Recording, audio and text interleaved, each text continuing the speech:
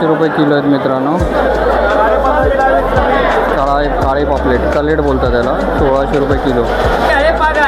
250 रुपये किलो आहे बांगडे मित्रांनो. 250 रुपये किलो बांगडे बघू शकते ते मित्रांनो.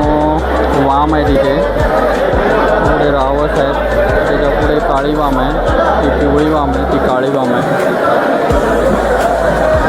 त्याच्या पुढे रावस आहेत मोठे.